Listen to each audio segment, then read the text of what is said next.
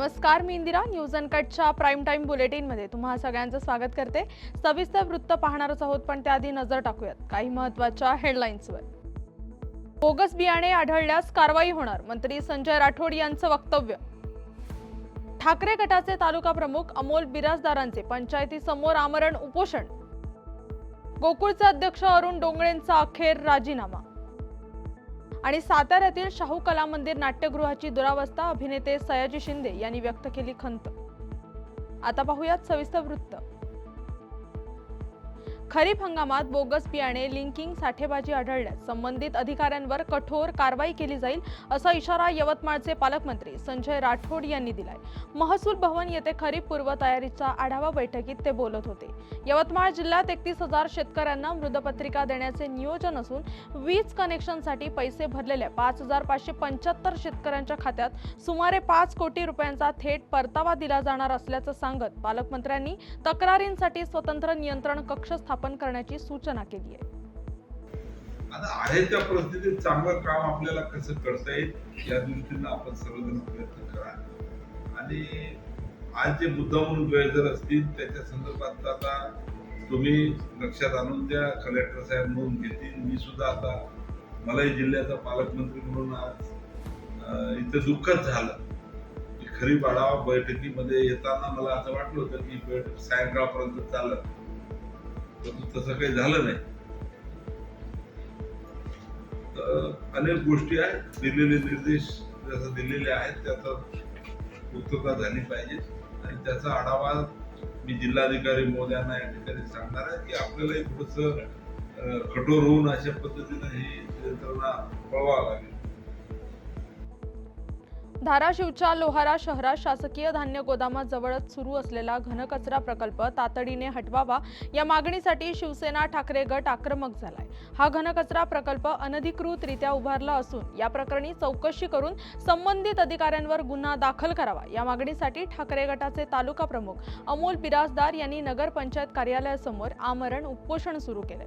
घनकचरा प्रकल्पातून बाहेर पडणाऱ्या विषारी घटकांमुळे शासकीय गोदामातील धान्य प्रदूषित होत असल्याची तक्रार देण्यात आली आहे. लोहारा नगरपंचायतने अनधिकृतपणे तालुक्याचे धान्य पुरवठाचे गोडाऊन जे आहे त्याच्या बाजूला स्वतःची नगरपालिकेची जागा नसताना, महाराष्ट्र शासनाची जागा असताना अनधिकृतपणे संपूर्ण लोहाराच्या घनकचऱ्याचं प्रकल्प त्या ठिकाणी डम्पिंग ग्राउंड उभा केला आहे.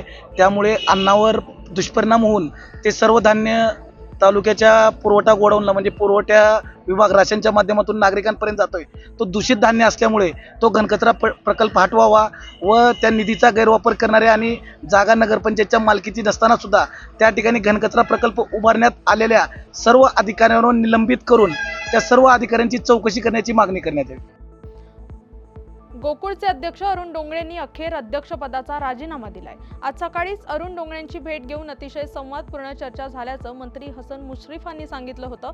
दरम्यान अरुण डोंगरे यांच्या मुलाला कौलव जिल्हा परिषद मतदारसंघातून राष्ट्रवादी पक्षाची उमेदवारी देण्याचं मान्य केलं असून त्याची जबाबदारी आपण घेतल्याचंही मुश्रीफांनी स्पष्ट केलंय. नूतन अध्यक्षपदासाठी आमच्या मनातील एक नाव सुचवल्याचं सांगत ते नाव सर्व मान्य होईल असा विश्वास मुश्रीफांनी व्यक्त केलाय. गोकुळचे निर्माण आणि शिक्षकाला घालायचे आणि आमच्या पेरच्याच मुलीचं लग्न असलं मी गेलो. त्यांची माझी भेट झाली. नंतर त्यांच्याही माझी शासकीय विश्रामगृहात चर्चा झाली. हे झापलं बिपलं जे आहे काही झापलं नाही. अतिशय सौहार्दपूर्ण वातावरणामध्ये आमची चर्चा झाली आणि त्याच्या मुलाला मग त्यांची हे होती इच्छा आहे की कौलव जिल्हा परिषद मतदारसंघातून राष्ट्रीय तिकीट द्यावं. ते मी मान्य केलं आहे. प्रदेशाध्यक्षांना सांगून तिकीट देण्याची जबाबदारी मी घेतलेली आहे. आता त्यांनी मागणी केली काल, आम्ही तयार दाखवली. साताऱ्यातील शाहू कला मंदिर या नाट्यगृहाची दुरावस्था झाली असून याकडे नगरपालिका दुर्लक्ष करत असल्यानं नाट्य कलाकार आणि प्रेक्षकांना त्रास सहन करावा लागतोय। ज्येष्ठ अभिनेते सयाजी शिंदे यांनी देखील या नाट्यगृहाबाबत नाराजी व्यक्त करताना प्रशासनाने या ठिकाणी तातडीने दुरुस्ती करावी अशी मागणी केली आहे। या नाट्यगृहाचे एसी अनेक वेळा बंद पडतात तर मेकअप रूम आणि स्वच्छतागृहांची स्वच्छता होत नाही। छत्रपती शाहू महाराजांच्या नावानं हे नाट्यगृह असूनही त्याची एवढी दुरावस्था होणं दुर्दैव असल्याचं सांगत याआधीही अनेक कलाकारांनी नाराजी व्यक्त केली आहे। शाहू कला मंदिर माझ्या आयुष्यातलं पहिलं रंगमंच आहे की जिथे मी एकांकिका सादर केल्या। शाहू कला मंदिर असं आहे की जिथे मी माझ्या आयुष्यातली सगळ्यात महत्त्वाची चांगली नाटकं बघितली। त्या रंगमंचावरती माझ्या हस्ते जीवनगौरव पुरस्कार होता तर घामानं मी डबडबलो होतो आणि साताऱ्यातल्याच लोकांचा जीवनगौरव पुरस्कार माझ्या हस्ते देताना मला इतकं वाईट वाटलं। म्हणून मी विचारलं, अरे काय झालं इथे असं? तर सांगतात आज जरा लाईटचा प्रॉब्लेम आहे, आज जरा एसीचा प्रॉब्लेम आहे। मला वाटलं दुसऱ्या दिवशी बरोबर असेल तर द फोक आख्यान नावाचं काही नाटक आलंय। हाऊसफुल 25 शो झालेत महाराष्ट्रभर आणि सगळ्या लोककला जिवंत ठेवण्याचं अतिशय चांगलं काम केलंय। तर त्याच्यामध्ये 40 कलाकार स्टेजवर नाचत होते, पूर्ण थिएटर फुल होतं, सगळे घामानं डबडबले होते। म्हणजे कलाकार नाचत होते, उड्या मारत जेव्हा एखाद्याचा जीव जाईल हवा नाही, कोंडून मारल्याची अवस्था होते शाहू कला मंदिरमध्ये। म्हणजे शाहू कला मंदिर म्हणजे छत्रपती शाहू महाराजांचा नावानं लावलं थिएटर। दर वाक्यावाक्यामध्ये शाहू महाराजांचा अपमान होता असं वाटत होतं। शाहू कला मंदिरमध्ये बाथरूम चांगले नाही, शाहू कला मंदिरमध्ये एसी चांगला नाही, शाहू कलामध्ये कलाकारांना कोंडून मारले जात होते। तर हे शाहू महाराजांचा अपमान आपण सहन करायचा का? शाहू कला मंदिर ताबडतोब नगरपालिकेने चांगलं करावं, त्याच्या सगळ्या सोयी नीट कराव्यात आणि कलेला प्रोत्साहन द्यावं। शाहू कला मंदिर ही ऐतिहासिक वास्तू आहे, ऐतिहासिक नाव आहे आणि आपल्याला प्राऊड फील करणार आहे, एवढं जपावं। धन्यवाद। पुण्याच्या हडपसरमधील सय्यद नगर रेल्वे अंडरपासची स्थिती अत्यंत खालावलेली असून लोखंडी पावसाळी ड्रेनेजवरील लोखंडी सळई मोडकळी झाली आहे। त्यासोबतच रोडवरील सिमेंट निघून लोखंडी सळ्या बाहेर आल्यात। अशा या रोडच्या अवस्थेमुळे बऱ्याच वेळा येथे अपघात होत आहेत। याच परिस्थितीचा आढावा घेतलाय आमचे प्रतिनिधी दिनेश वडणे यांनी। आज आपण हडपसर भागातील सय्यदनगर परिसरात आहोत। हा जो ब्रिज आहे हा रेल्वेचा अंडर बायपास ब्रिज आहे। या भागात आपण पाहत आहात की अत्यंत निकृष्ट दर्जाचे काम केले आहे। या भागात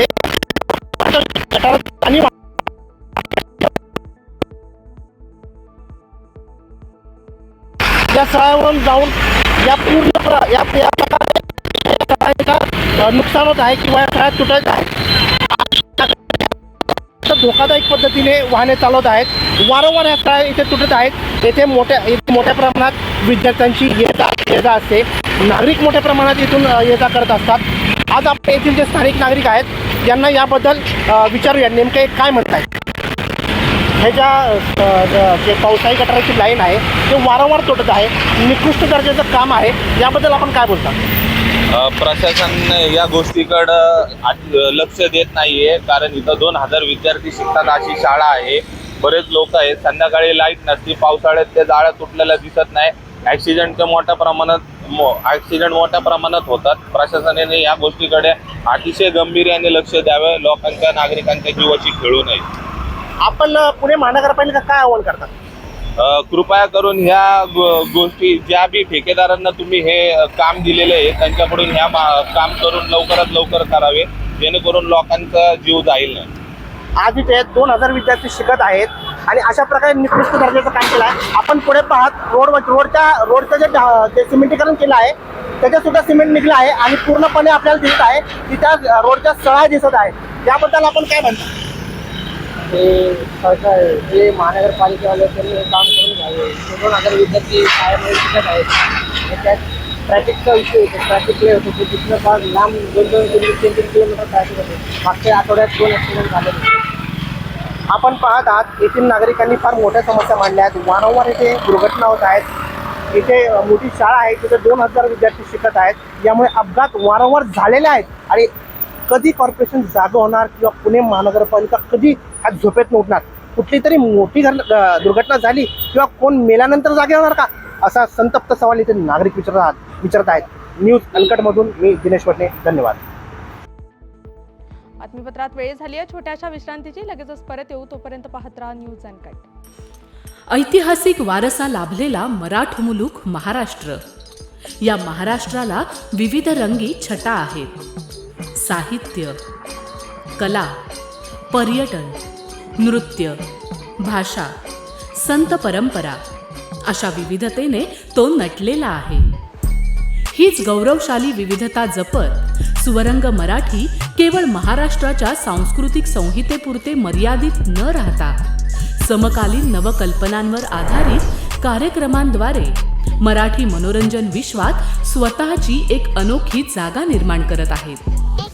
मराठी मनोरंजन क्षेत्रातील उत्तम दिग्दर्शक, लेखक आणि निर्मात्यांच्या प्रतिभेचा पुरेपूर वापर करून मनोरंजनाचा आगळा वेगळा रंग उधळण्यास आम्ही सज्ज आहोत.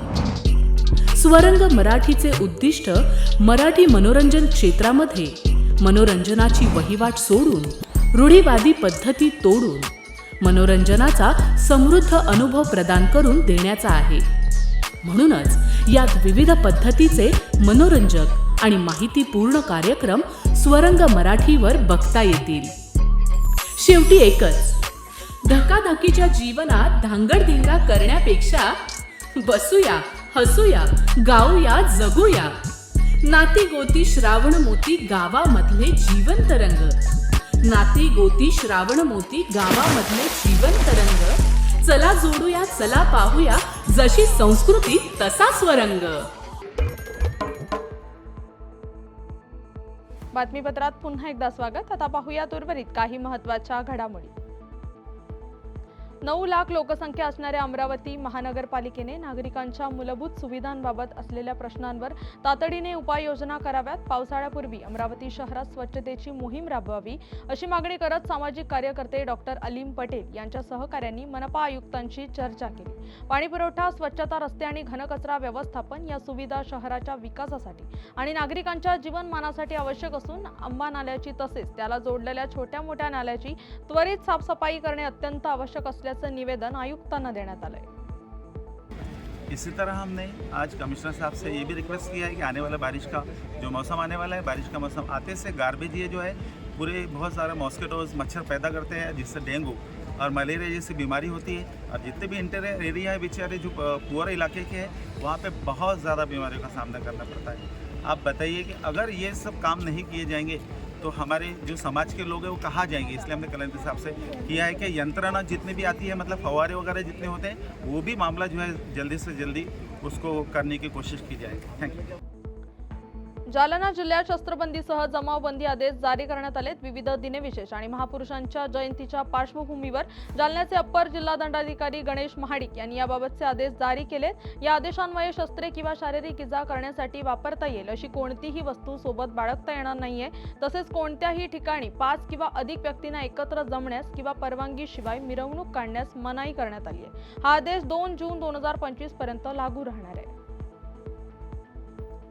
कोयना धरणाच्या शिवसागर जलाशयाने तळ गाठल्याने बामणोली, तापोळा परिसरामध्ये सुरू असणारा बोट व्यवसाय पूर्णपणे ठप्प झालाय. शिवाय मासेमारीही बंद झाल्यामुळे या भागातील नागरिकांच्या रोजगाराचा प्रश्न ऐरणीवर आलाय. जलाशयाची पाणी पातळी खालावल्याने पर्यटनावर मोठा परिणाम झाला असून पर्यटनावर अवलंबून असणारे परिसरातील छोटे मोठे अनेक व्यवसाय पूर्णपणे ठप्प झालेत. त्यामुळे आता पावसाची आतुरता स्थानिकांना लागून राहिली आहे. महाराष्ट्र राज्य कृषी सहाय्यक संघटनेच्या नेतृत्वात भंडारा जिल्ह्यातील 125 कृषी सहाय्यकांनी धरणे आंदोलनाला सुरुवात केली आहे. भंडारा तालुका कृषी अधिकारी कार्यालयासमोर हे आंदोलन होत असून मागण्या पूर्ण होईपर्यंत आंदोलन सुरू ठेवण्याचा इशारा संघटनेने दिलाय. खरीप हंगामाच्या तोंडावर पुकारलेल्या या आंदोलनाने शासकीय कामे आणि शेतकरी हिताच्या योजना खोळंबण्याची शक्यता असून याचा फटका शेती व्यावसायिकांना बसणार आहे. नमस्कार, मी निर्मल भोंगाडे, कृषी सहाय्यक. आज आमच्या ह्या मागण्या आहेत, ह्या बोटावर मोजण्या लायक आहेत. आम्हाला आज आम्ही शेतावर जातो आहे, तर आम्हाला मदतनीस पाहिजे आहे. मदतनीस आम्हाला मिळत नाही. आज ग्रामसेवक आहे, तलाठी आहे, त्यांना कोतवाल असते, चपराशी असते. आज जरी ते फील्डवर कुठं गेले तर त्यांना एक ऑफिस मिळालेलं आहे. त्या ऑफिसमध्ये बसून ते कोणी शेतकरी वगैरे आले तर त्यांना माहिती सांगू शकतात. पण आज जर आम्ही फील्डवर गेलो, आज आमच्याकडे 5-5, 10-10 गावं एका कृषी सहाय्यकाकडे आहे. त्यावेळी शेतकऱ्यांची पण फजिती होते, कारण आम्ही जिओ टॅगिंग वगैरे करतो, फील्डवर जेव्हा राहतो तेव्हा शेतकरी आमच्या मागे मागे यावे, त्यांना त्रास होऊ नये म्हणून आम्हाला ऑफिस पाहिजे आहे. त्यामध्ये एक मदतनीस हवा आहे. आज आम्ही आपला मोबाईल वापरतो. आज आमच्या कुटुंबाची सुद्धा फोटो या मोबाईलवर राही आहे. आणि आज एवढे आणि आज एवढे ॲप्स आहेत 20 ते 25 की आमचा मोबाईलनं काम करणं बंद करून टाकलेलं आहे. आज आम्हाला ऑनलाईन आणि ऑफलाईन कामं हे 90 ते 95% करावं लागतं. मग अशा वेळी आम्हाला मोबाईल म्हणा, लॅपटॉप म्हणा, ह्या सर्व बाबीमधून आम्हाला काहीतरी वेगळं त्यांनी द्यायला पाहिजे. बातमीपत्रात वेळ झाली आहे छोट्याशा विश्रांतीची. लगेचच परत येऊ. तोपर्यंत पाहत राहा न्यूज अनकट. महाराष्ट्राला फार पूर्वीपासून अत्यंत गुणी खेळाडूंचा एक समृद्ध वारसा लाभलेला आहे आणि हा वारसा पुढे जपत प्रत्येक नवी पिढी आपल्या देशाला नव्या दमाचे नवे खेळाडू अजूनही देते आहे आणि यापुढेही देत राहील. क्रीडा विश्वातील हेच नाविन्य ओळखत आणि ते जपण्याचं उद्दिष्ट घेऊन सादर करतोय क्रीडेच्या जगतात एका नव्या दृष्टिकोनाने डोकावण्यासाठी एक हक्काचं ठिकाण AJC स्पोर्ट्स. आता तुम्ही म्हणाल कितीतरी आहेत, तुम्ही काय वेगळं देणार? तर आम्ही घेऊन येत आहोत महाराष्ट्राचं पहिलं संपूर्ण मराठी स्पोर्ट्स चॅनल. मराठी प्रेक्षकांसाठी कबड्डी, फुटबॉल, खो खो, मल्लखांब अशा ग्रामीण तसंच शहरी भागात प्रसिद्ध असणाऱ्या यासारख्या अनेक खेळांचं थेट प्रक्षेपण, तज्ज्ञांचं विश्लेषण आणि स्थानिक खेळाडूंच्या प्रेरणादायी कथा इथे पाहायला मिळतील. आजपर्यंत आपले खेळ जागतिक स्तरावर पोहोचले नाही, पण आता मात्र ते बदलणार. आम्ही स्थानिक खेळाडूंना मोठ्या संधी देण्याचा संकल्प केला आहे.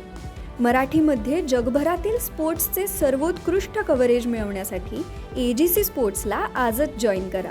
तुम्ही आयोजित करत असलेल्या छोट्या छोट्या स्थानिक, जिल्हास्तरीय किंवा राज्यस्तरीय स्पर्धांना एक ग्रँड लुक देण्याकडे आमचं लक्ष असेल. रोज पहाटे उठून आपल्या खेळाची प्रॅक्टिस करणारे, ऑलिम्पिकसारख्या स्पर्धांमध्ये पदकं मिळवण्याची स्वप्न पाहणारे आणि त्यासाठी भरपूर कष्ट घेणारे असे विविध भागांमधले गुणी खेळाडू हे असतील आमचे हिरो. चला तर मग आपल्या खेळाला आपली ओळख देऊया.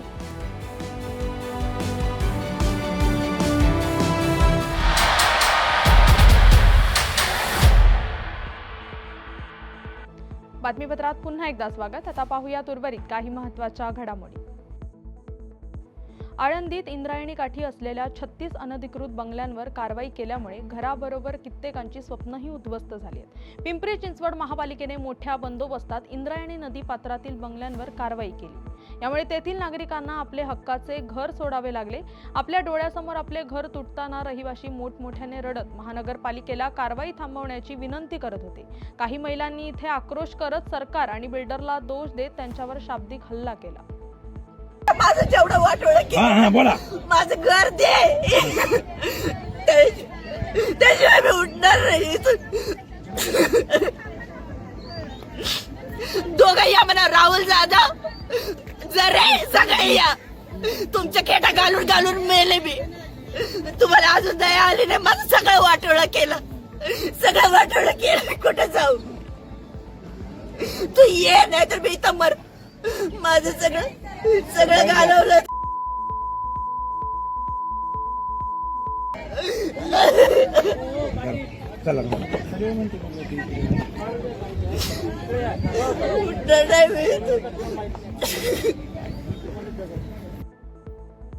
कोल्हापुरातून एक धक्कादायक बातमी समोर आली आहे. दरोड्याचा बनाव करून कर्जबाजारी झालेल्या पतीनेच पत्नीचा खून केल्याची घटना उघडकीस आली आहे. कोल्हापूर जिल्ह्यातल्या आजरा तालुक्यातील मडिलगे गावात ही घटना घडली असून पोलिसांनी या घटनेचा 24 तासात छडा लावून पती सुशांत गुरव याला अटक केली आहे. कर्जबाजारी झाल्याने दागिने गहाण ठेवून कर्ज फेडण्यासाठी सुशांतनं पत्नीकडे दागिन्यांसाठी तगादा लावला होता. मात्र पत्नी पूजाने दागिने देण्यास नकार दिल्याने रागाच्या भरात पतीने तिचा खून केला. मात्र दरोडेखोरांनी आपल्या घरात दरोडा टाकून पत्नीचा खून केल्याची फिर्याद पती सुशांतने दिली होती. पुण्याच्या पुरंदर तालुक्यातून जाणाऱ्या पुणे पंढरपूर महामार्गावर खळद येथील प्राथमिक शाळेच्या इमारतीला एक टेम्पो जाऊन धडकल्याची घटना घडली आहे. धडकेमुळे शाळेच्या एका वर्गखोलीसह शाळेच्या इमारतीचं 10 ते 15 लाखांचं नुकसान झाल्याची माहिती सरपंच संदीप यादव यांनी दिली आहे. विशेष म्हणजे या उन्हाळ्याच्या सुट्टीतच इमारतीच्या भिंती रंगवण्याचं काम करण्यात आलं होतं.